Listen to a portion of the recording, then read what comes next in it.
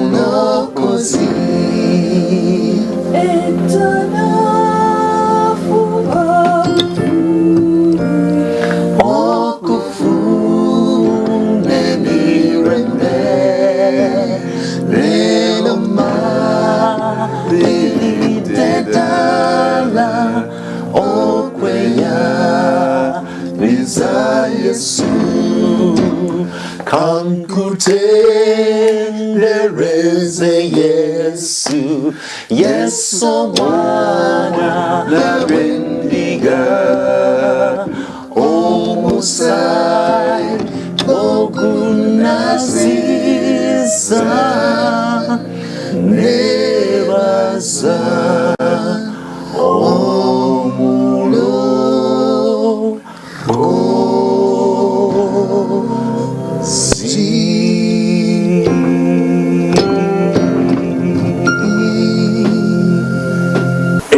Nnyo okulabwa abantu by Israel, especially in the northern part of the kingdom. Akabu yabeeranga. Akabu, kabaka Akabu yali alina obuzibu bw'okubeera nti akkiririza mu balubaale bakatonda abalala abatali Katonda wa Ibrahim, Isaaka ne Yakobo. Ngakkiriza bw'atyo kubanga yawasa. Ofumbo buno bulina engeri gye buyinza okukola omuntu okumukyusa. Bigamba nze nesimba nnyo sina kino kyusa mukyala wange. Famire zaffe zifaanagana, twakulamu ng'abategeereka, tulinga abaali mu famire y'emu. Ndowooza tulina okunoonyanoonya mu bajjajja baffe abamu bayinza obanga baali bebamu. Dr. Si olowooza oti naye waliwo omuntu gw'oleeta mu maka n'akukyusa timing.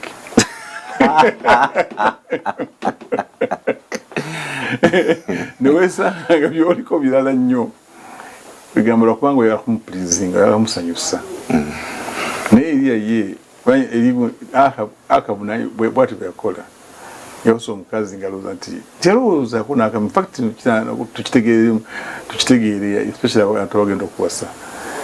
Teyalowoozaako n'akamu nti wanaawasa omukazi. Bigamba taata we musamize yali kabaka. Taata we musamize bw'anaamuwasa tajja kubaako kintu kinamukyusa kubanga ye musajja. Naye kubagala kuno engeri kikwakulamu. Oyinza okwekanga ng'okoze bya mukyalawo oba okoze omukyala akoze bimwami we nga si bituufu naye n'obugenda bugenzi mu maaso n'obikola. Era kyekimu n'ebyobufuzi. Bweyagala nnyo kabaka oba pulezidenti oyinza okwekanga nga oli mulaki nga pulezidenti oyo akkirizanga gw'okkiriza. Bw'abanga akkiriza ebigambo by'okkiriza naawe bw'abanga abyogera bikkirize kubanga mukkiriza wangu kuba naye mukkiriza nga ggwe. Naye bw'abanga byayogera oba byakkiriza si bituufu gy'oli togoberera bibye, togoberera ddiini ye, goberera ekikyo. Oli okubeera strong enough oleme kubeera nga onye olugendo olw'obufumbo luyinza okuendinga up mu geyeena so nga wali ogenda mu ggulu. Oyinza okuba nga endinza up geyeena lwa mwami, lwa mukyala, lwa baana. Nobanga oli very different from what you should have been what you were in the beginning. Effe twali tugenda kutandika nga tugenda okufumbigano twateesaganya ne Dr. Sylvia nti zonna ebintu byange onabikkiriza oba omanyi nti ngenda kubeera n'abantu bangi nnyo abagoberera kyembuulira era kwegamba nja kubeera nga komite gyendimu mulimu abantu ab'enjawulo abamu bampisa mbi abalala mpisa nnungi abalala bakazi abalala basajja abalala bakazi balungi abalala balinamu omuzwe gwaki gw'obwenzi negwe onakutrustinga nze kyendi tutambule nga bwe tuli kati ekyo ebisale bimubuliza eri ku lutikko twagattibwa naye ndowooza abantu baali badde babuuza abantu ebintu ebyo ku microphone owange onagobera ebintu byange kakati ekintu ekikulu nnyo nnyo ekibuuzo ekyo otakibuuza obula kati oli kabaka gwe yalakkiririzaamu Jezebel gwe yalakkiririzaamu ekigambo Jezebel kikwatagana ne Bayaali Jezebel ekigambo ekyo bel kirimu erinnya lya Bayaali ate nga Ahab linnya amannya gonna Jeremiah amannya gafaana bwe gatyo n'agakabu Ezekaya gonna amannya ago galinga bulaba mwesigwa wanguzi yani byalugaba amannya aga Jehovah kind of names. So easy for you okuvumbula omuntu nti ono walubaale n'omanya nti erinnya lino lyagumikiriza emyaka mingi lirina lisomesa psychology we nga limufuula ekintu ekiri mu linnya eryo olidde kwegamba nosemalaga wasa omukazi erinnya lye Ebisakalamba kakati Ebisakalamba oyo byonna bijja kubanga bidobonkana waka kakati ebintu bifaana bwe bityo bireeta obuzibu amaanyi kati nno oyo Jezebel yali mu layini ya Nimrod emabega eyo kabaka oyo yawakanya Katonda wa jjajjawe Nuuwa okidde n'asalawo okussaawo Katonda gwasinza omuzimu gwa Bayaali emizimu giwa n'amaanyi era kabaka ng'oyo walabawo testimony n'alaba nga omuzimu gukoze eki omuntu oli avudde eri priest ali omuliro kati bwaguli omuliro oba n'agwessaako ne gatamwokya kati ye Ahab n'agamba nti n'oyo osanga Bayaali Katonda naye Eriya omusajja n'ali muyise munaku kubanga bamukomparinga ne Yokaana yali tayambala bulungi teyawasa Yesu namugamba olaba ogundi oyo Yokaana kyekimu neki n'Eriya kati Eriya yalinga obulamu bwe si ye muntu asobola okubeera n'amaanyi amangi ennyo okumuvinga the whole nation nga Katonda tamuyambye naye yakkiriza era abatuuliza njagala mubeere nga mukkiriza oyinza banga toli wamaanyi nnyo naye okukkiriza kuno no holding on your belief whatever the case ng'olinga Eliya held onto his belief kiyinza okukusitula n'ofuuka a very powerful person kakati Eliya egamba yawuliranga eri Katonda nakati omukulu okwo eri Katonda n'agamba nteeka obuteeka okutegeeza abantu nti ono gwe mpulira I incline my ear to him n'aŋŋamba ebigambo oyo Katonda wa Ibrahimu ye Katonda ddala ate n'erinnya lya Eliya nkitegeeza the Lord is God kandi agezaako okulaba nti afightinga for that God naye nga talina wadde kambe wadde ffumu wadde muggo wadde ekintu kyonna naye Mukama n'amuwa obuwanguzi obunene ennyo. Yali impressed. Yesu Kristo amutegeera bw'afaanana agenda n'atunuulira omuntu n'agamba omuntu ono okukkiriza kuno okufaana bwe kuti akuggyeewa n'amublessinga. Kakati mu ngeri efaana bw'etyo Eriya n'afuna blessings ey'amaanyi n'asobola n'okuyita omuliro emirundi mingiko nga gukka wansi ng'ayogedde ate ng'akimanyi nti ejja kukikola waga tejja kuleeta kangende n'omuliro pita omuliro nga bw'aguyita era gujja. Bw'agamba enkuba nti era ejja, bw'agamba enkuba tejja kutonya era tejja kutonya. Kati n'abeera ne position ne Katonda nga buli kimu ky'ayogera Katonda akikonfaminga. Kakati kyenebuuza nti kugamba yatuuka n'okugamba abantu mwe bantu mmwe, how long will you waver between two sides? Ekintu kikulu kubanga wano waliwo abantu abamu abalowooza nti oteekwa okubaako nekossa mu musawo n'okubadde ng'okkiriza Katonda era osaanayo okubeera nakaki nekayirizi. Waliwo abafaana batyo nobalaba nga ba Christians kyokka nga bakola ebintu. Ffe waliwo gyetwagenda baatubuulira ffe yali Yuika Mulamba batubuulira nga tugenda okufumbirwa Gana natugamba nti kasita omwana alema nze najinja okubatwala olw'omusawo wange. Nawulira nga nze ndi wakyamuwereere kugamba ki omusawo wange batugamba nze Dr. Siri. Kakati nno of course omubuulizi bwabanga alina kyabelievinga you don't have to believe it. Okyudde omubuulizi ayinza obanga alina kyabelievinga but for you tolina kukibelievinga. Olina kubelievinga ekyo kyomanyi nti kyekituufu. Taatawo ayinza obanga alina kyabelievinga gwe tokibelievinga. Olidde oba jjajjaawo maamawo gwe nze kati nze sabelievinga anything of the things my parents believed. Okay, of course a little bit I did. Naye kiŋŋamba nze nakkiriza ekintu kimu, Yesu gwe nalabye ye Mukama. Mbadde njatwongereko mpolampola bwe tutyo. Nagamba lwaki mubeera ku sides ebbiri wano era kati bwe tubanga tukomyawo abantu eri Katonda tulina okumake sure tufightinga abantu ne batabeera ku sides bbiri.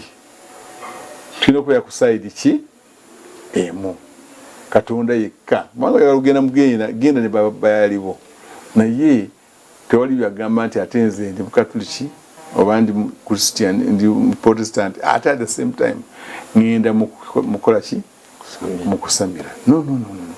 It must be pure faith. Eriya bwati bwe yakola n'abeera one of the greatest ever.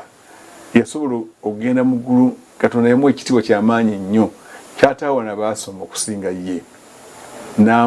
Chariots ne zimulona ne zimutwala. Kugamba nali abuliddeko ndowooza n'abantu mpolampola baba bannabbi baali bategedde tumanyi nti Mukama waffe ajja kugenda anajja agenda olwaleero ajja kugenda chariots ne zimunona ne zimutwala. Kugamba ne balaba ekintu ekiyitibwa obungi ekiyitibwa okuba nti ekiyitibwa ennyo n'amaaso gaabwe ng'omuntu olw'okukkiriza kwe olw'okusaba kwe fervent prayer afuna favor maaso ga Mukama. Mukama n'amuweereza ne chariots ezimutwala mu ggulu. Kankwe example nze nali wano edda kakati ne wabeerawo ekintu baali bambuulira ekintu nti ngende nsabire endoni yakyali masani ero nga twali yali mwana muto baby tugende wamuwanga yali vice president at that time oba yali chairman of a military commission bwatyo yali w'amaanyi nnyo.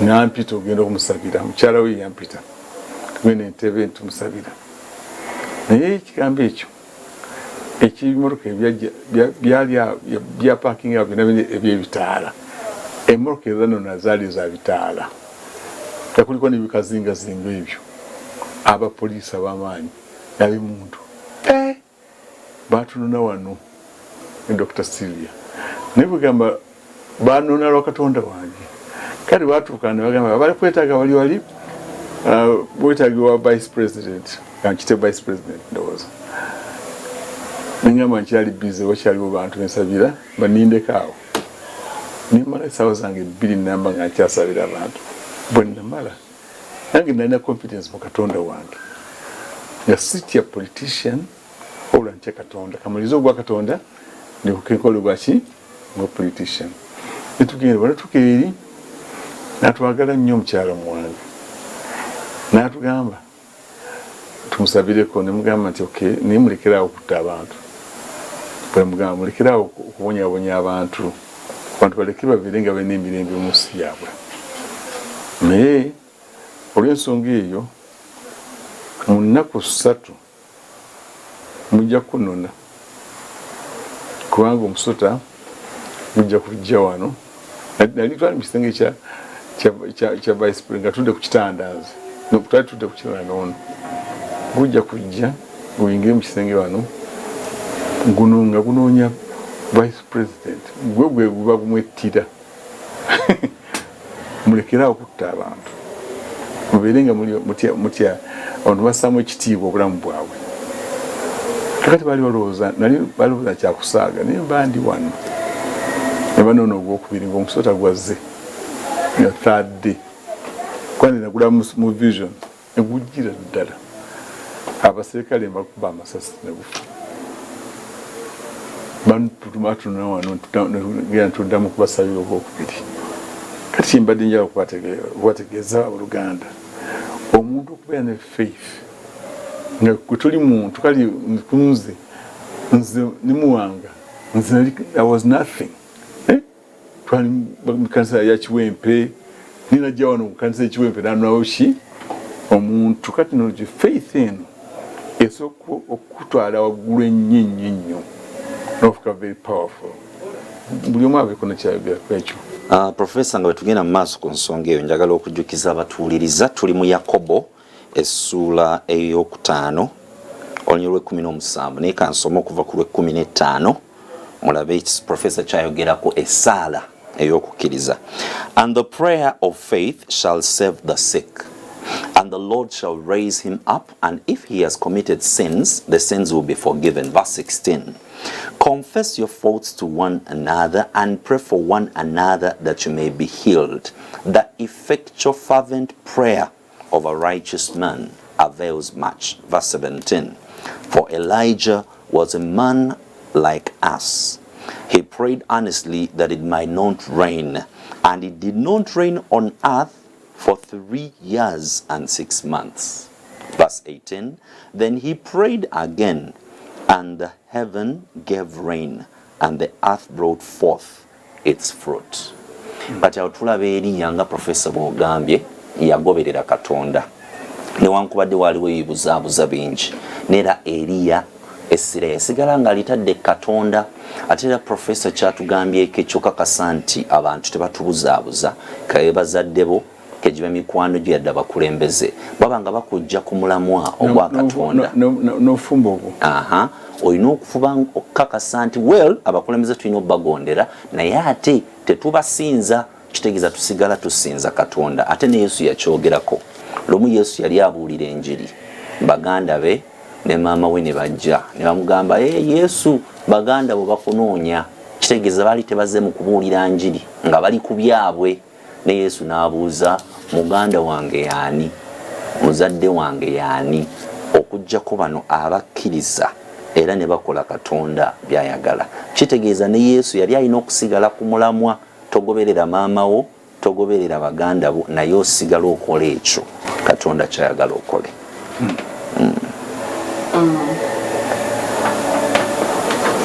Bwe tutunuulira obulamu bwa Kabaka Akabu yali yatandika bulungi ng'atya Katonda naye ensobi gye yakola kwe kuwasa omukazi oyo Yezeberi.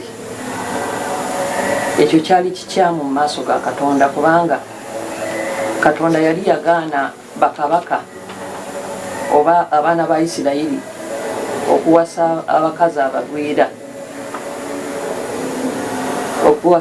abagwira banamawanga amawanga agaali gabeetoolodde kubanga baali basinza bakatonda abalala baali basinza Bayaali ne bakatonda abalala.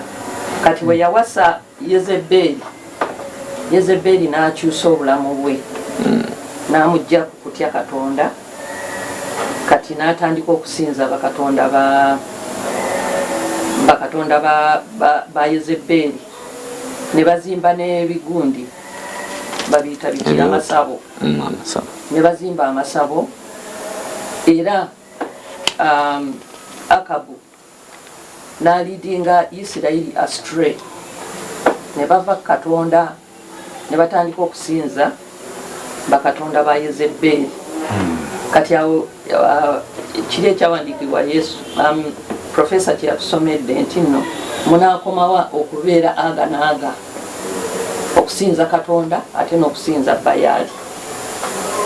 Kati Akabu yali akyamiza eggwanga, yali akyamiza abantu eggwanga lyonna. Kwegamba nga eddiini ya Yezeberi yali agifudde nga national ddiini. Ddiini eri national. Kaakati state religion. Akati gundi yali Eliya yali alina okuvaayo okubawabula n'okubalaga ekkubo bakomewo eri Katonda. Kwegamba naye nga Eliya ebyo nabyo kubikola yali based on one thing that yali awulira eddoboozi lya Katonda. Kyekikola bukozi nga bw'obeera mu kukkiriza nti nze ndi mu ddiini ya gundi ya Derrington. Kakati n'olwekyo ffe abadde amateeka gaffe ge tugolobera bwe gati. Waliwo ntubabeera bwatyo nga bagamba ffe eddiini yaffe nze ne Peetero kwegamba tuli n'eddiini yaffe nga genda mateeka gano getugoberera gokka getugibere kati geddiini yaffe. Ekyo si kyekyo. Waliwo enjawulo wakati w'ekintu ekyo n'okuwuliriza Katonda. Kakati nno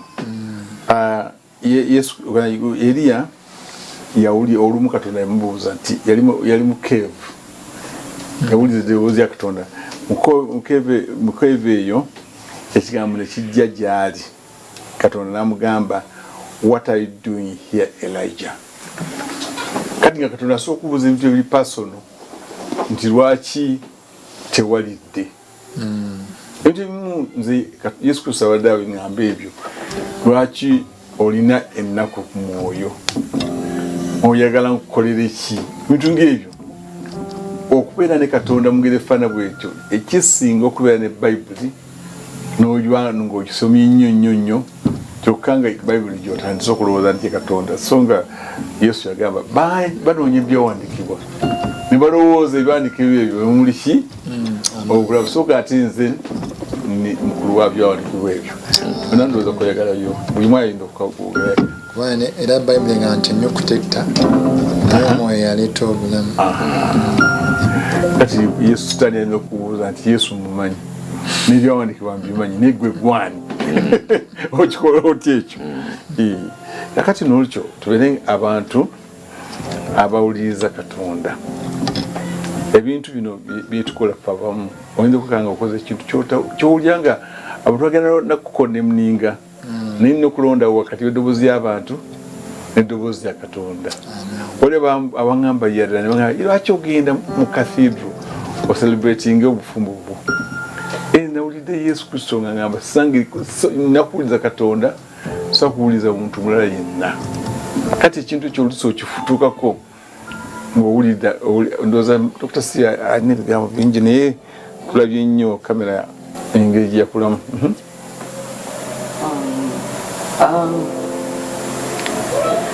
Eliya yali musajja w'amaanyi, yalina okukkiriza okw'amaanyi. Bagamba nze neewuunya engeri gye yakowoola omuliro ne gwokya saddaaka yagukowoola bukowoozi mukukkiriza teyagukuma bukumi ate nga fe batulimba dda nti omuntu eyasooka okukola omuliro yali alemaani so nga yali yakola ki yaguyita buyisi teguva eri muggulu ekiweebwayo nakiriibwako n'amazzi yagukola yali katonda yatonda omuliro tetunakyakukola budde bweddeyo naye Yesu lokozi wange lelo nze uwoweka omusaayi gwogunaziza nebaza